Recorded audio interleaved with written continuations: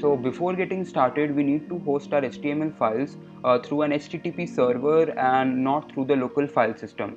What I mean by that is, if I open an HTML file on my computer, you'll see that the extension that I have here is through the local file system.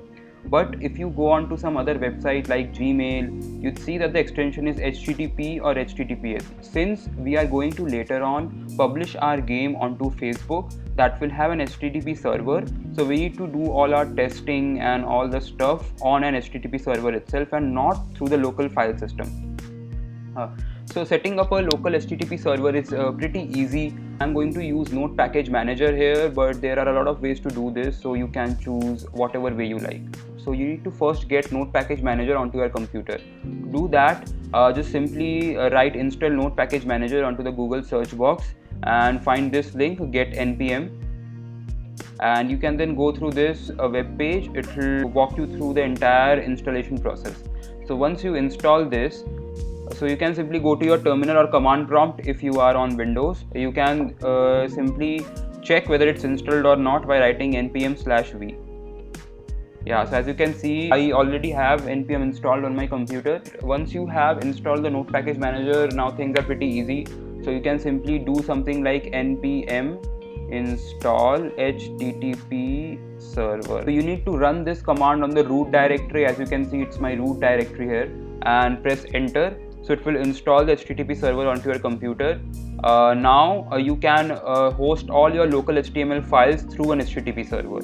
So just to give you an example, open up this folder in VS Code, and once you do, go here, hit new terminal, and since you have now installed the HTTP server, just write HTTP server on the terminal. That's it. So once you do that, you will see that two links will appear. You can click any of the link and open it. So this is now being hosted on a certain port, which is not through the local file system but through an HTTP server. So if you just copy this link and paste this, as you can see that there is a HTTP extension here. Okay, great. So once we have set up the HTTP server onto your computer, we can then start off with the actual tutorial. Okay, so initially we have got two folders here. One is this asset folder, which contains all the images that I will be using in the game, and the second is the scripts. Here I have got a single script, which is the phaser script. You can also use the CDN if you want, but I am directly using the script file. You can download all of these things from the GitHub link I'll post down below. So I'm going to now start by creating the index.html file. This will be the main file which will render our game. So let us paste the HTML boilerplate. Okay, since we are creating a Facebook game and this game will also be played on mobiles, so we need to add some meta tags to make it compatible for mobiles. So first of all, I'm going to make some changes in the viewport.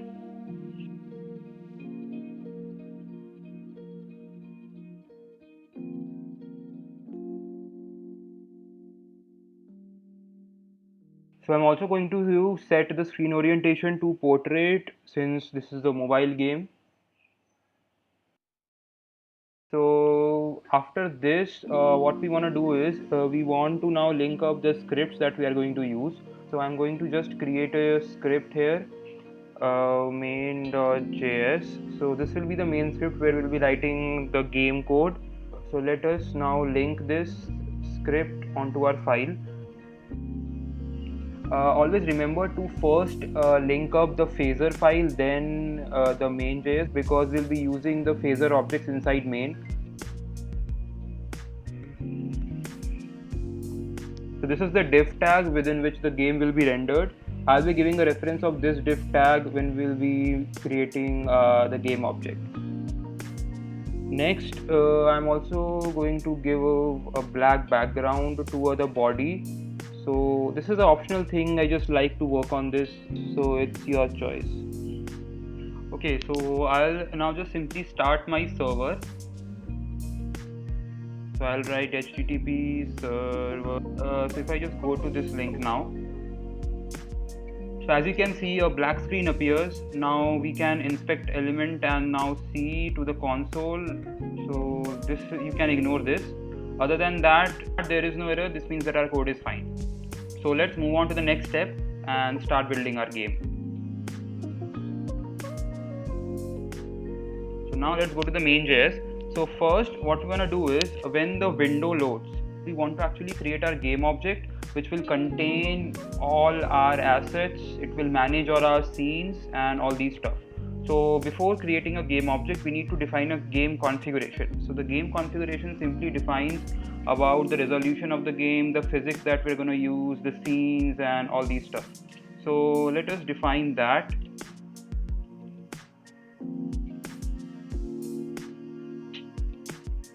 So first we are going to define the scale attribute. Here we'll plug in the resolution. These are actually typical values for a mobile game. You can choose your own resolution values if you want, but for now I'm going to go with the standard ones. So apart from these, we are also going to define two more attributes, which are auto center and mode. So since we are using images in our game, and sometimes it is possible that the images are either too big or too small, so we need to scale them somehow.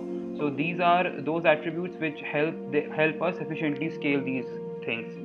Also here we'll be defining the parent div inside which we want to render our game. So in our case it's the game, as you can see, so I'm going to plug in that value. Okay, so that's it for the scaling part. Now comes the physics. So for the physics, again I'm going to define an object. So my default physics will be arcade, and further I'm going to initially set the gravity of y-axis to 0. I'm going to tell you in a short while I'm doing this, but for now just go with the flow. We are going to make pixel art as true since we are using pixel art, and finally we are going to define our scenes here. So we will have two scenes. I'm going to name the first scene as scene 1 and the second scene as scene 2. So now these scenes will be classes and they'll be having just preload, create, update as described earlier. The first scene will be the main home screen where all the like play button, the rules and all these stuff appear, and the second scene will be our actual game scene. So now finally let's create our game object.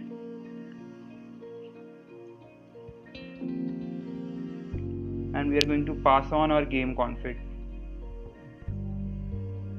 So let's now see how it is working out.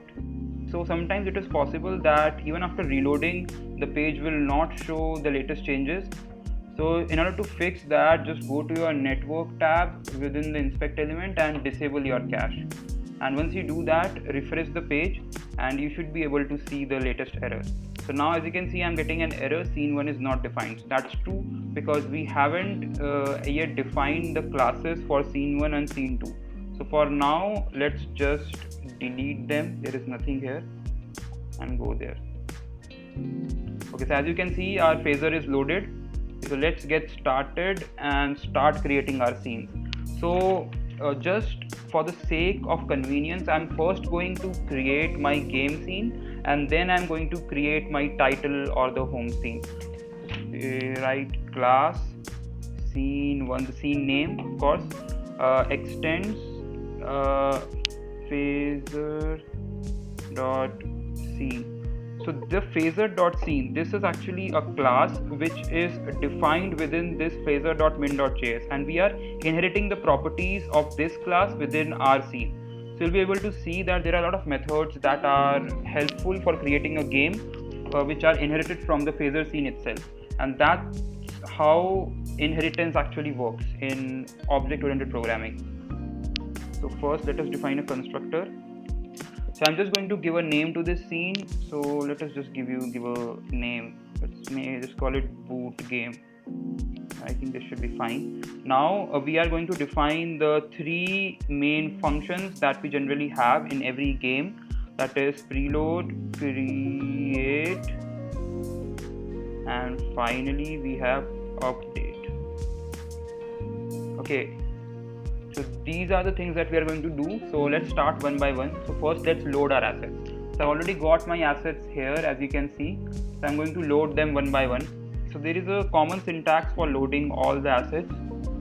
So if it is an image, you just simply write, it is this dot load dot image, then the asset name through which we'll be later initializing them and the address of that asset. So like this, I'm going to load all my images first. The another type of asset which we can load is called a sprite sheet. So I'll just give you a quick overview of what a sprite sheet is. Sprite sheets are what we actually use to create animations in 2D games.